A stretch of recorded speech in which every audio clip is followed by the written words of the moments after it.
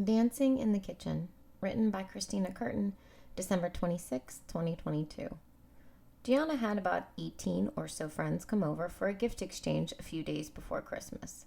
Last time she had her large group of friends over, I stressed out too much, cleaning places people wouldn't even go, overdoing it on the food, and worrying about the impression our house would make. I let G clean most of the house with my only expectation that our bathrooms didn't resemble a men's urinal.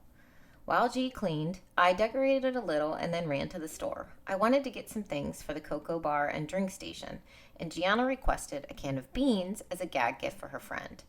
I didn't write beans on my shopping list because it was the main reason I went to the store.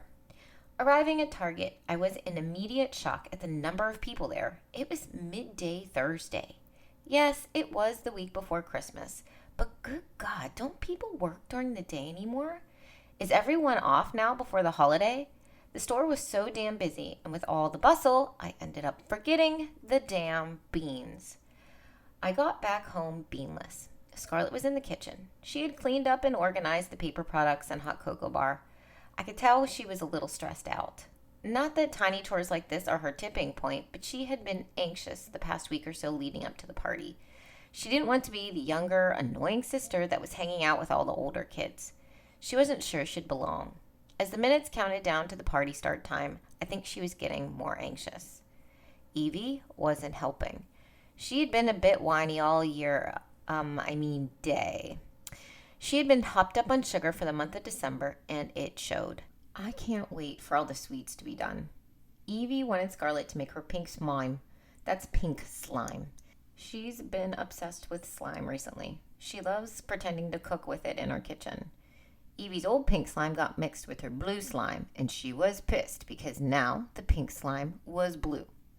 Instead of buying another $10 slime from the store, I asked Scar to make Evie some. Scar had just finished making herself a bagel with cream cheese. I think she had planned to eat first and then make Evie her slime. But Evie was impatient. I swear 2-year-olds could run the world with the way they make people do shit for them. They are persistent and laser focused on what they want. So, of course, Scarlett set her uneaten bagel on the counter and proceeded to make Evie her damn pink slime. Afterwards, Scar got up to reheat her bagel in the air fryer. Evie, at some point, started to whine again. I can't recall exactly. The wind started blowing from the east. Her toe touched her other toe. Who knows? I could tell Scarlett was getting agitated and near her breaking point. As Evie whined, Scarlett pulled her bagel out of the air fryer and dropped the sucker on the floor, cream side down, of course. The bagel was hot. Duh. So as she touched the 350-degree circle of fire, she immediately dropped it. There's the tipping point. Cream cheese was all over the floor. Scarlett's tensions rose, and I felt like she might now lose her shit. Evie, bless her, went and grabbed a towel to clean it up. I got it, she said. It's reactions like this that make me, as a parent, know I'm doing something right. She knew to help clean up, even if she didn't know that whining is probably the worst thing a kid can do. As Evie cleaned up, I stepped over the smeared cheese and hugged Scarlett. Told her it was okay. It's Beginning to Look a Lot Like Christmas was playing on the Google Home in the kitchen, and we started to dance and sway together.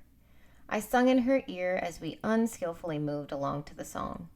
For some reason, I got choked up. This moment just felt special. The Christmas lights twinkling, our house quiet with the anticipation of guests, clean except for the smears of cream cheese on the floor, the music, and me dancing with my sweet and crazy Scarlett, who is now almost as tall as me. I don't know if this moment was magical to her, but I will tuck it away inside my heart for years to come. It felt like one of those core memory moments, especially since I know she's been feeling like we haven't had as much bonding time lately, something I do want to work on. But hopefully this little moment meant something to her. Let her know how much I love her, and I will always be here for her, especially when she's about to lose her mind. Before the day was done, I got to dance again in the kitchen, this time with Vince. Now, we aren't the lovey-dovey types necessarily. I've written about the relationship before, but we love each other in our own way and do have lovey-dovey moments. A little while after dancing with Scarlett, Vince came home from work.